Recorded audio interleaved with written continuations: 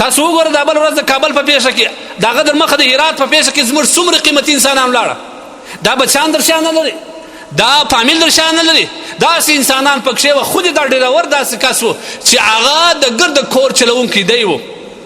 کښني کښني بچیان یې پاتې شوه، د خپلو بچیانو قدر نه سره سره. د خدای دپاره که لوی موټران والا، که ټیلران والا دي، که مازداو والا دي، که دا غټ سیسه دوشې دي، چیش دي، دا نومونه خو زما نه دي زده، دغه کوچو والا، دا دې احتیاط وکړي. دا ډېر غټ مسؤلیت دی. کنې دا کسان په ډېر غټو ګناه اخته دي. دا سره کمپنۍ والا هم شریک دي. هغه نااهله کس ډریور ټاکل چې خلک په ووژني، دا قاتل کمپنۍ والا هم دی. دا کمپنۍ باید بند نسي.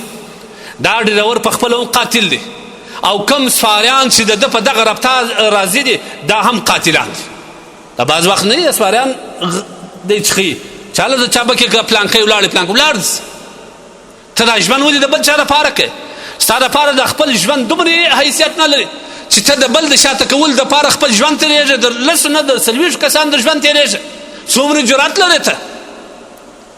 دا ګناه کبیره ده. د ترافیکي قانون خلاف عمل کول دا د مسلمان ته ضرر رسیږي. او حدیث دی ان الله يعذب الذين يعذبون الناس. الله هغه کسان ته سخت عذاب ورکوي چې نور کسان ته دی عذاب رسی، ضرر رسی. په خپل موټر دی، دا اوس بیا موټرسایکلان دي پایا په پورته کې. وخت څومره احمق انسانان دي. دا ټول د بې علمي بې تعلیمي وجه ده. دا ټول د بې تعلیمي وجه ده. د ده سره د خپل د سر قدر نسو سره، د خپل د اندامو قدر نسو سره. که په دغه وخت کې دا دوه پایه والا شی بیا د دې سره دومره جرأت او بې احتیاطي کول، که دا ولاړې راسه یا مې لاس پرې سو، یا مې سترګه ړنده سوه، یا مې غوږ پرې سو، یا خدای نه خسته دماغ مې چوټ وخوړی، یا زه پکې ولاړم، یا مې بل ووژي. دا هېڅ حیثیت نشته. بس څو کسان دپاره دا کسان واوري، هغه کسان چې پر دې ته موبایلان نیولي دي، ویډیو ځینې کوي، تاسو به یې لیدلي. دا کسان د ده سره په دا ګناه اخته دي. دا باټ دی ورکوي، دی یوه دغه ځای ته دروي چې په ده باندې دا ګناه وکړي.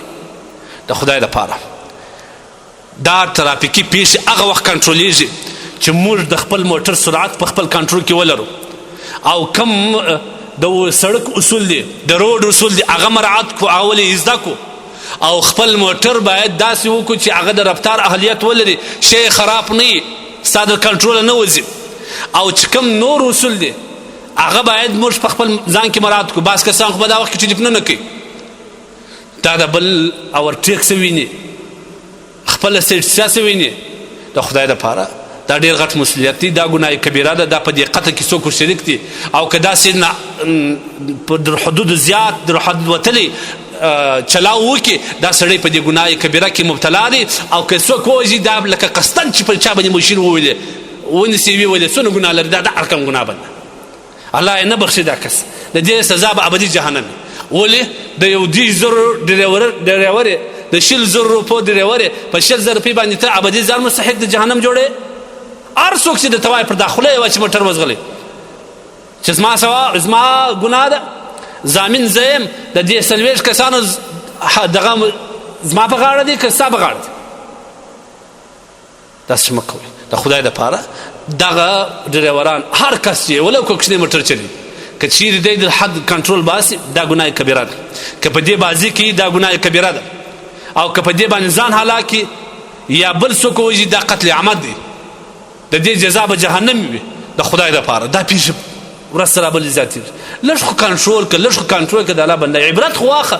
یوه ورځ وینې د یو چا کلمې پر سړک پرتې، بله ورځ وینې د یو چا مغزه پر سړک پرتې، بله ورځ دا یې وینې چې لوله کباب سوی وي. لا ته عبرت نه اخلې، عبرت په څه شي اخلې؟ هغه ډریوران چې په غټ موټرانو کې د ځان سره سپاریان وړي او تیل هم ورسره وړي، دا وچ کلک خودکشي ده چې ته په خلکو باندې کوې. دا وچ کلک خلک په قصد باندې وژني. ولې داسې مواد په موټر کې راخلي چې هغه اور واخلي؟ چاودونکي مواد، اور اخیستونکي مواد، دا که په موټر کې د سپاریانو سره وي، دا خطرناک عمل دی. د کمپنۍ والا باید مجازات سي. دا کمپنۍ باید وربنده کړي. دا د انسانیت قدر نه لري. دا د پیسو دپاره هېڅ قدر نه لري. دا کمپنۍ د وخت د ابد دپاره باید بنده سي. لږ احتیاط کول پکار دی. ځان په خپله د جهنم مستحق مه جوړوه.